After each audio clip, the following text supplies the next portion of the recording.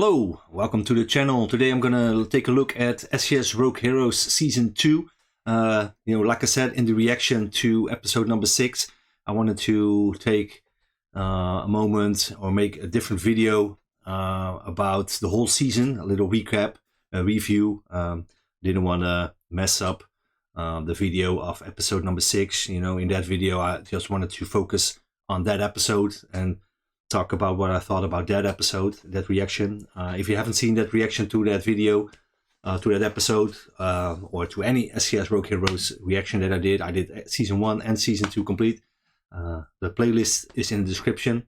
So yeah, I thought I would make a separate video to talk about this whole season as a whole, and not mess up any individual videos or reactions from it. So yeah, this is it. I'm gonna take a look at the season of SAS Rogue Heroes season number 2. Before I started watching it, there was a lot of people complaining to me about it. They had really some problems with the whole storyline and with some of the characters and everything, and a lot of people really didn't like season 2 that much. What I think about it, we're going to talk about it in a little bit. First, I want to talk to you about the characters of Season 2.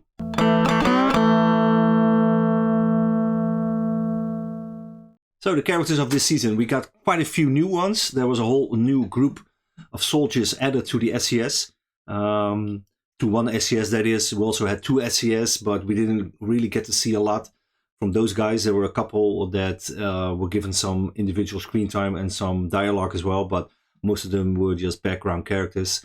But yeah, before we dive into the new characters of this season and some of the existing characters that we already saw in season 1, there's one character that was not in season 2, and they didn't really explain why he was absent, and that is this character. This is Mike Sadler, and he is played by Tom Glyn Carney. And he is, for some reason, he's not in season number 2, and I had no idea why he was in it, so I had to Google it. They don't explain it at all in this season, and we saw him at the end of season 1 when David Sterling was captured by the Germans. He was there with another guy. I don't remember who it was, but it turns out that after that they had to walk back to the Allied lines for quite some time. I think it was over 100 miles or something that they had to walk, and then after that, he was attached to another army unit. I think it was the 8th Army, but don't hang me up on it. Could be something else entirely, I don't know. And he also did some training for the SES back in the UK. So we didn't get to see him at all in season 2. If you look at the route that his career went, he went to another unit and then he went back to the UK. I understand why they didn't show him. They could have maybe showed him back when the rest of the unit was back in the UK and also in Scotland for their training. I don't know if he was there in real life or not, if he was back with the original SCS guys. Maybe he wasn't, but maybe it also has something to do with the actor that portrays him, because he also has a really big part on House of the Dragon. And yeah, he plays a very important character there. Yeah, he plays King Aegon Targaryen, Aegon II, and it's a pretty important part in that show. And I think maybe his time was he was busy filming that show, or maybe his schedule was conflicting with SAS Rogue Heroes. I don't know.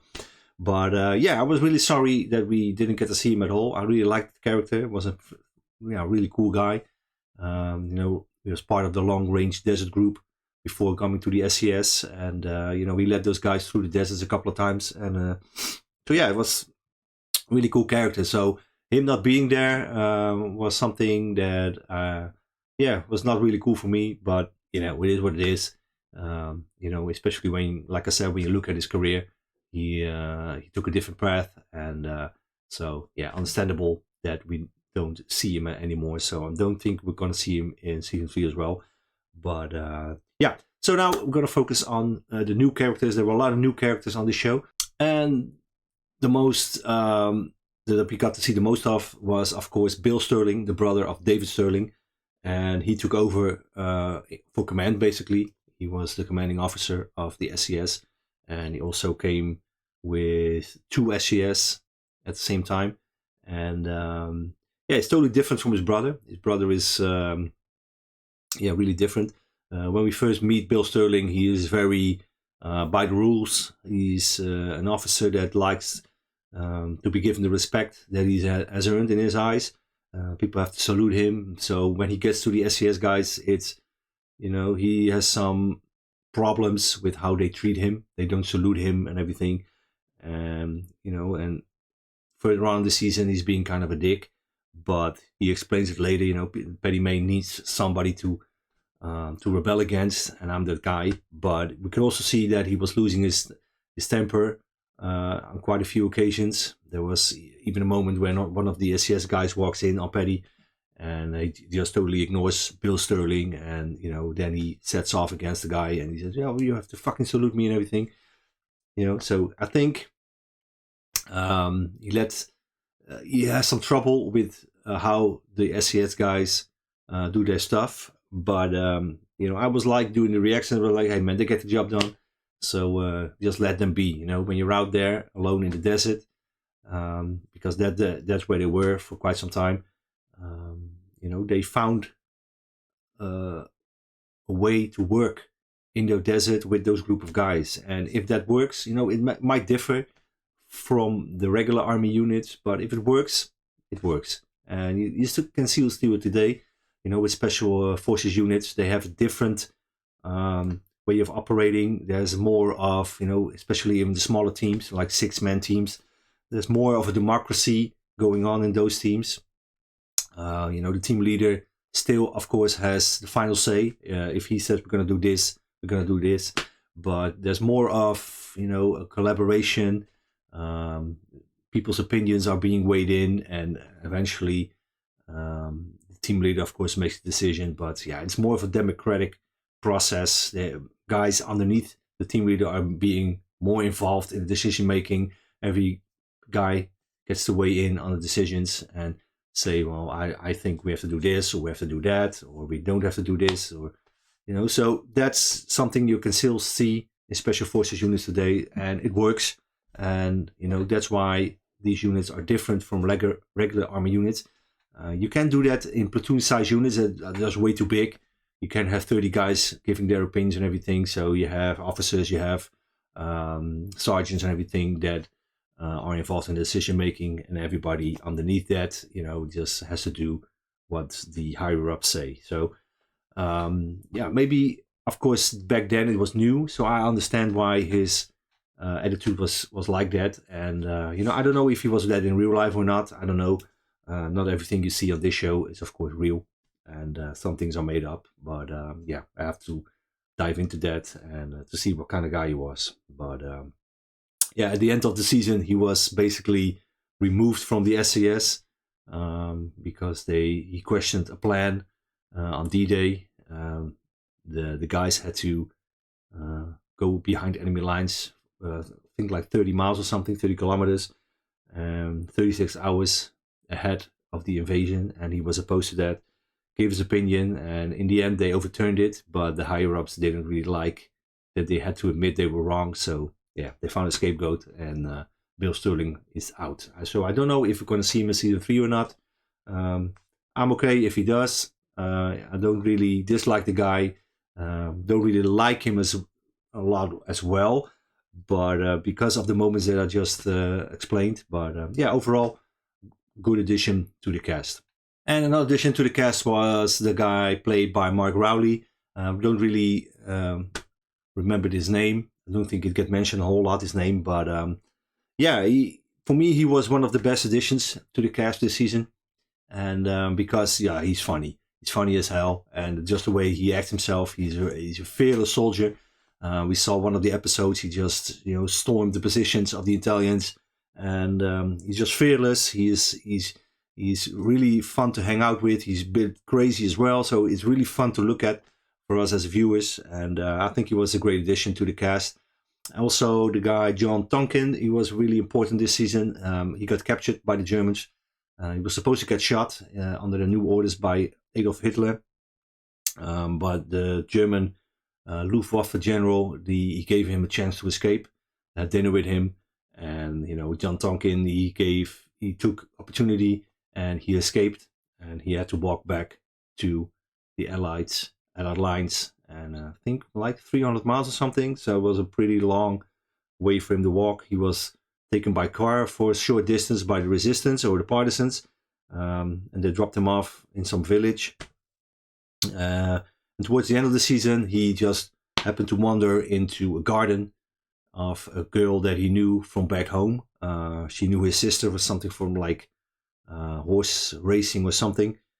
I looked it up. I don't think that ever happened. So I think that was maybe a little bit easy way to have this guy go back to his units, but because he does go back to the SAS. I have to dive into it a little bit more to see how he got back to his unit. This, I don't think it ever happened. Correct me if I'm wrong in the comments, but I couldn't find anything about it. Don't really know why they did that. Just what are the chances that in Italy you're gonna walk into a garden of a girl you knew from back in England, and she happens to know your sister, and the chances are really slim. So why would you write it that way? I don't know. Maybe the real reason or the real stuff that happened, how he came back to his lines, was even more stupid. I don't know. Or maybe he wasn't captured at all. I don't know. That's one of the things that I have to look up. I just finished the season, so I'm now gonna go into the process of looking up some stuff that stuck out for me this season and I wanted to know more about, and this is definitely one of those moments that I wanted to learn more of. If you know the true story, if you know the real story, please enlighten me in the comments. Always like to be educated on stuff like that. But yeah, I thought it was a good addition as well to the cast. I really liked him, and yeah, I think we're going to see him as well in season 3. So yeah, no harm done there. And of course, the main character we have to talk about, concluding this character portion of the video, is of course Penny Main. Most of the guys that I talked to that disliked season 2 had some really bad stuff to say about Penny Main, and impartially I have to agree with them. He was really unbalanced this season. He was really unhinged. He was crazy, of course, in season 1 as well. When the French guys were building a scaffold in the middle of the desert and he was shooting at them. That's crazy. That's bizarre. But you can always, for some reason, you can always feel like that he was in control, that his craziness had a purpose. And I didn't get that idea in this season. There were a couple of moments that he was just totally unhinged. Of course, in the beginning of the season, we see him in a bar fight or in a restaurant fighting with some MPs. He was mad that he couldn't go to his father's funeral. I understand that you're mad and everything. And from what I've read, he was a guy when you pissed him off, he was quite aggressive. But I don't think they painted a real picture of the real Penny Main in this season. Like I said, he was totally unhinged at some points. He was just blabbing poetry. He was even mouthing off to the guys at some points as well. So yeah, really unbalanced, really unhinged. So I get why people didn't like him there. Also, people complain a lot about his accent. I think the guy who plays him is not from Ireland, or not from that part, at least, where Penny Main is from. That's one thing I don't really have a problem with, because I'm not from the UK. I don't know really how Irish sounds. I know a few Irish people. I talked to some Irish people. For me, it sounds Irish enough. And I think that's a good way to describe it. If you're not from the UK, you don't gonna have many problems with this accent, because you don't know enough about it to have a problem with it. If it sounds vaguely or remotely Irish, I'm fine with it. And but yeah, if you're from the UK, and especially if you're from Ireland, and especially if you're from that area where Penny Main is from, and his accent is not correct, then I can understand you have a problem with it. But yeah, for me, it was not a problem, because yeah, I'm not really invested that much in Irish accents. But yeah, his character was a little bit all over the place, a little bit unhinged, and So I hope they do him justice in season 3 and make him more of the leader that he was in real life. He was kind of a crazy guy at some points, but from what I've read about him, he wasn't the unhinged, deranged lunatic that he was in this season. And so yeah, let's hope they do him justice in season 3 as well. Also, one other character we have to talk about is, of course, Eve Mansour, I think her name is. Her name is Eve. I don't know if her last name, I think, is Mansour. The spy girl. If you have seen my reactions to season 2, you could already see that I'm pretty annoyed with that character. I don't know why she's in it. I know she's a made-up character. She doesn't exist in real life, or didn't exist. Maybe there were some spy girls, women who were operating as spies back then. Of course, probably there were.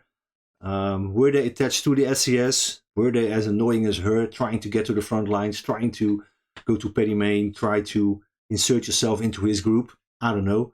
But for me, it was really distracting. I didn't really see the point of it, other than to have a woman in it.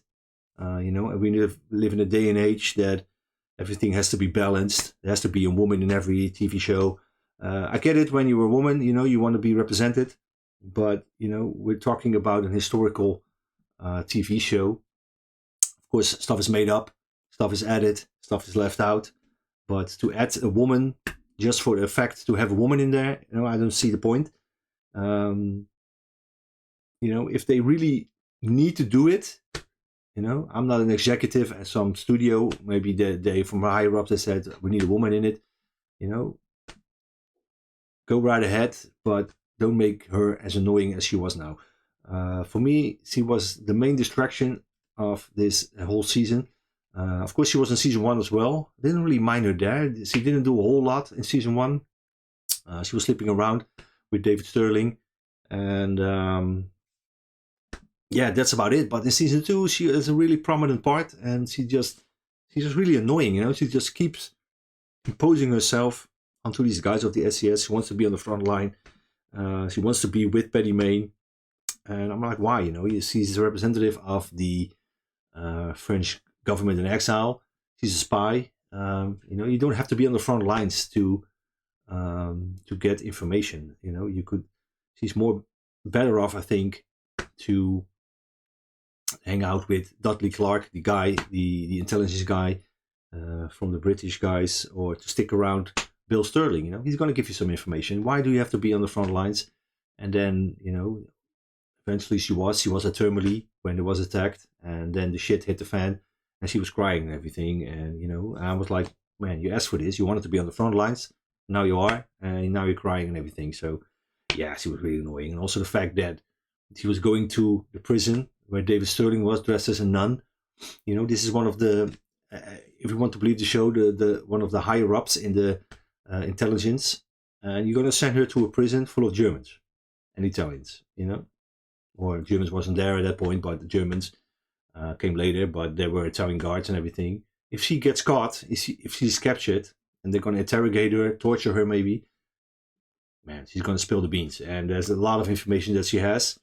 So why would you send someone like that into a prison just to have a conversation with David Sterling, to ask him to arrange for her to get to Petty Main, and also to have sex with him? That's, for me, crazy. She doesn't need David's permission to go to Petty Main. She just go there. She could have gone to his brother. There's no need for her to visit David Sterling in prison. But I think, they just wrote that in to have this big reunion on screen to those two characters. But they didn't. If they left it out, I would be perfectly fine with that. But so I don't want to waste too much time talking about her. I thought she was really annoying. I didn't think she added really anything to the storyline. And if you took her out of the storyline, I don't think anything would have changed. And it would still be the same season. So for me, she was the major disappointment of this season.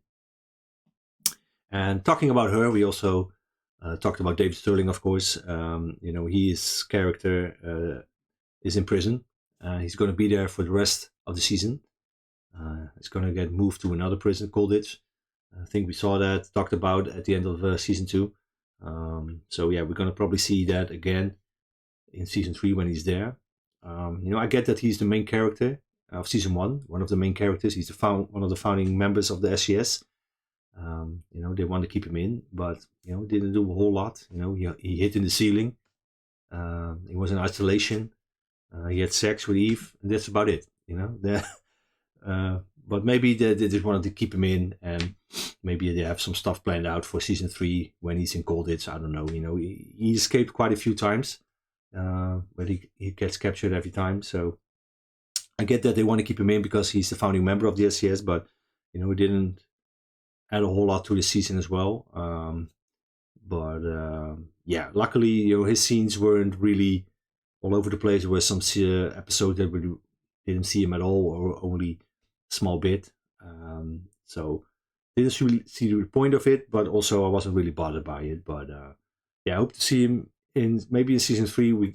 They have some bigger part for him when he tries to escape again and everything. And maybe they're gonna, I don't know how many seasons there are gonna be. Maybe if there's gonna be a 4th season, maybe when the war is over, he's gonna get released and then sent back to the UK and reunites with Paddy. I don't know. We have to wait and see. But he's in season 2 as well, but not a whole lot.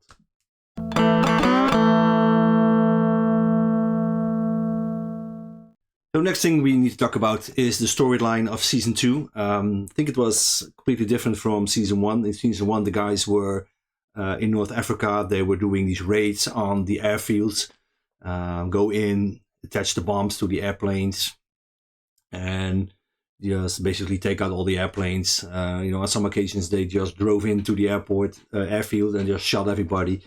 But in this season they were in Italy, different kind of warfare that they were used to. So also for us viewers it was a little bit different as well. I liked it. It was not maybe as cool, of course, as the stuff they did in season 1. That's also pretty exciting as well. And the tension is really high when they move into those airfields and they're sneaking in, attach the Lewis bombs to the planes. That makes for good television. This was a little bit different. They reverted back to those kind of operations towards the end of the season, when they took out the train yards. That's basically the same thing that they did in North Africa. But the main focus also on this season was the fight on Termoli. That was a little bit disappointing for me. Not a whole lot of stuff happened. It was hyped up, it was built up, the counterattack is coming and everything. Yeah, like I said, I expected more out of that.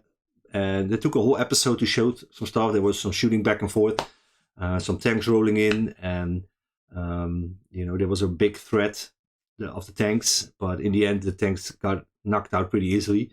Didn't get to see who took the shots with the bazooka.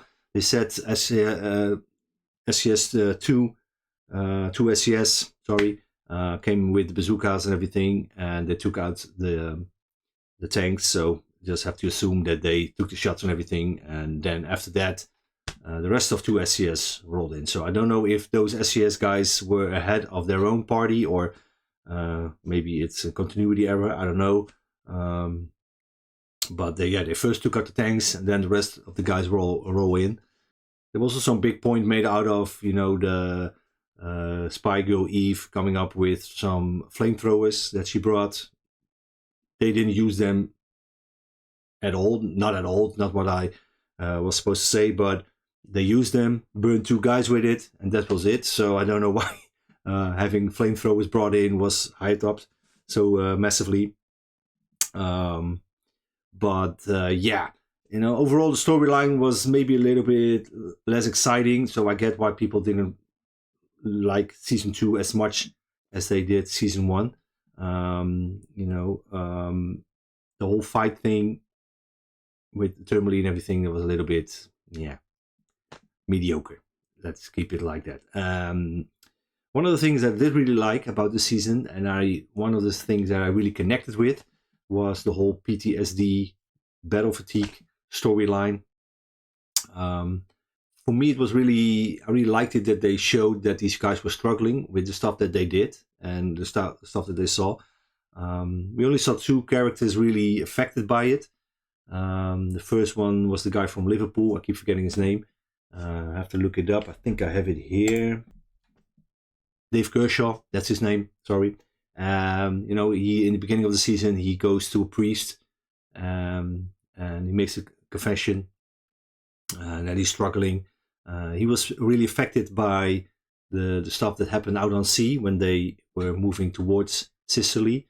There were guys in the water from a crashed glider, and those guys were basically drowning.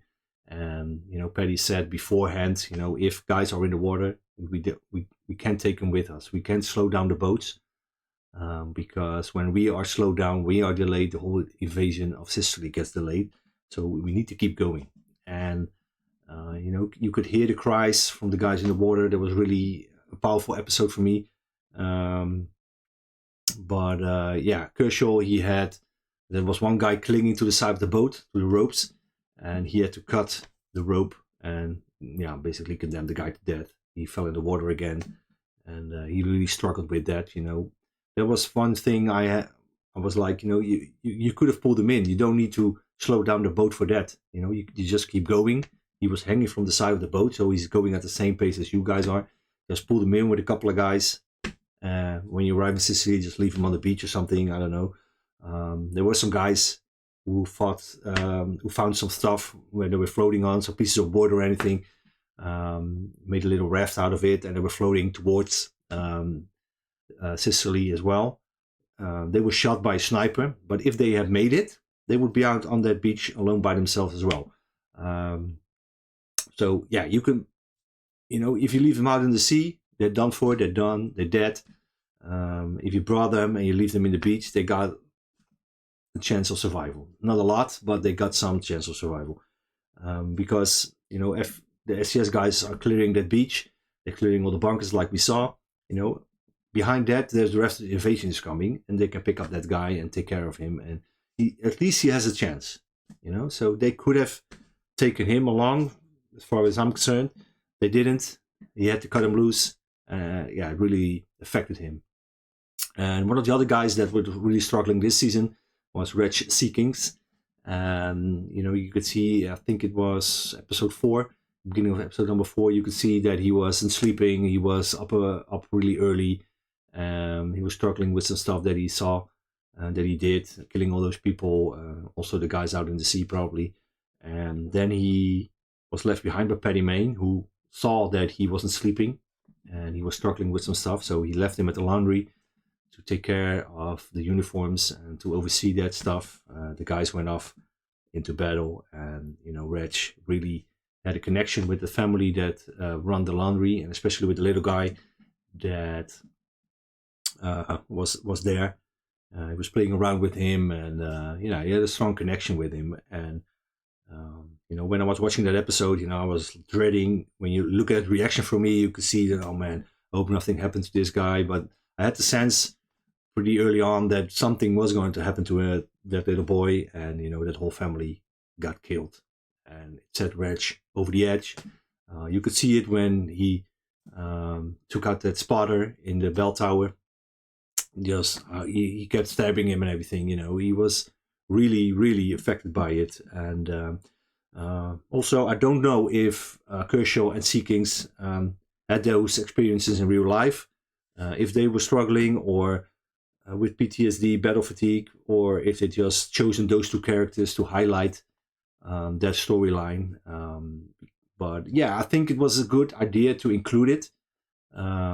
If you know, maybe if you're an expert on Reg Seeking's story and it never happened to him, then you're like, you know, why did they do that? They changed his whole storyline. But I think, yeah, they needed to, or they thought it was a good idea to include some of this battle fatigue stuff to show that these guys are human, that they are affected by the stuff that they do. And I really liked it. Like I said, I don't really know the real history of Reg Seekings and Kershaw to know if it actually happened to them. So I'm not too bothered by it if it didn't happen. If you know the real story, if it happened to them or not, also please enlighten me in the comments. You know, always up for learning stuff. I'm going to Google it anyway, but if you got any information on that, please tell me so. And so yeah, there was a storyline that really connected to. I thought it was pretty well done, and maybe an important inclusion into the storyline as well. And but after that, after Sicily, they went into mainland Italy, did some demolition stuff as well, like I said, at the train yards. And at the end, they went back to the UK, did some training in Scotland, and at the end of the season, we saw them dropping into France ahead of D-Day. So yeah, it's going to be pretty exciting as well to see what's going to happen there.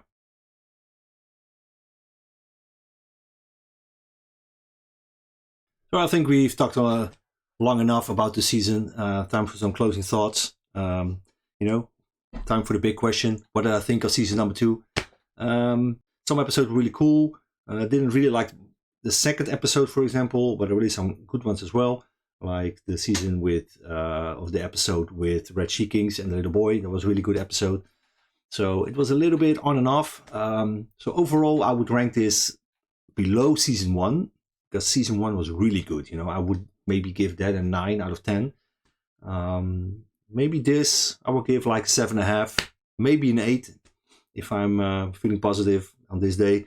So yeah, overall, it's not as good as season 1, but I don't think, for me personally, it wasn't as bad as some people made it out to be. Some people I talked to were really like, I hate season 2, I didn't really like it. Even talked to somebody who didn't finish season 2, they just stopped watching. That's something I hardly ever do. I always try to finish the stuff that I watch, especially TV shows. Its first episode or the second is not as good as you hoped it to be. It could pick up in later episodes. So, it didn't even cross my mind to stop watching, because, like I said earlier in this video, there are a lot of stuff happening in this season that I really liked as well. So, I like the humor that was brought back from season 1. The interactions between the guys, the banter. The guy played by Mark Rowley was a really welcome addition. The way he behaved, really nuts. So the humor was really, really good. I think the action, it was portrayed, really good as well. I mentioned the episode on Termoli when the attack came. That could have been more impressive, maybe a little bit more shooting, more explosions and everything. But overall, everything looks amazing. The acting is good. Maybe Paddy Mayne isn't what we thought it would be in this season, but maybe it's written in this way. And if he's not written this way, and if the actor decided to play him this way, it's on the directors, because they could correct him. I think, given what he's had to do with his character, I think he did an excellent job. It's not like he's a bad actor or anything. It's just, I think, that character is just written in really in a way that's not really appealing for a lot of people to watch. So yeah, overall, it's not a season that I totally dislike. I don't hate it or anything. Like I said, 7.5. It's pretty good, right? That's not too bad. It's not season 1, of course, but yeah. But I got big hopes for season 3. They go. We saw in the end of season 2 that they're dropping into France ahead of the Allied invasion force of D-Day. So yeah, there's gonna be a whole new ball game. It's gonna be totally different as well from Italy, because they invaded Italy from the south. So as they were moving up in Italy, the front lines shifted with them. Now they are dropped behind enemy lines, and it's not like when you drop behind enemy lines that there's nobody there. The whole of France is littered with German forces. For the coastal defenses, of course, if you drop behind that, it's not like, hey, we're behind enemy lines, we can attack them from the rear, and there's nothing, no threat to us here. There are troops everywhere, so there's going to be a challenge to move around. We saw in this season they were moving around a lot in jeeps and everything. I don't think they're going to do that in season number 3. They have to walk a lot or maybe confiscate some vehicles. As long as you're behind enemy lines, your room to move is very limited, especially when there are troops everywhere. You know, France is, like I said, littered with German forces. So it's going to be a really interesting season. I have to resist the urge to not look up, not read about what these guys did in France during World War II, because I want to go in, open-minded. I don't want to be too bothered by actual events, and then maybe be disappointed that that they didn't show some stuff or changed it. Or so what I do with this series, I just watch the whole season, and after that I'm gonna dive in deeper and find out more about the campaign in Italy now for season 2. So yeah, I've got high hopes for season 3. Don't know when it's coming out. I don't know even if they started filming yet. I think we have to wait there was a year between season 1 and season 2, so I'm guessing that's going to be the case as well. So maybe sometime in the beginning of 2026 we'll have a chance to watch season 3 as well. So yeah, please let me know in the comments what you thought of this season. If you agree with me on some points or not. Maybe you really hated Petty Main, maybe you like Petty Main, maybe, just drop everything. Tell me what you thought about this season, and I'd like to hear your insights as well. Like I said earlier in this video, if you have some information about some of the events that happened during this season that we saw, were they changed, or did they really happen or not, maybe some characters that they switched storylines around, please enlighten me. Always like to be educated. I don't know a whole lot about these guys. Like I said, I have to catch up on the reading. But so yeah, drop your comments. It's very much appreciated. And so for now, I want to thank you for watching this video. And if you like, one more time, if you haven't seen my reactions to SAS Rogue Heroes Season 2, the playlist is in the description. Season 1 episodes are in there as well. And if you haven't subscribed to the channel, maybe check out the channel, some other stuff that I did. Maybe you'll think that maybe I'm worthy of your subscription. And if you do so, it's very much appreciated. And if not, just checking out this video also really helps out. And so yeah, thanks for watching. Hope to see you again on the next one. After this, I'm going to start again with my reactions to the Tudors season number 2. So if you're up for that, please check those out. Those are coming. And so for now, thanks for watching, and I'll see you on the next one. Bye-bye.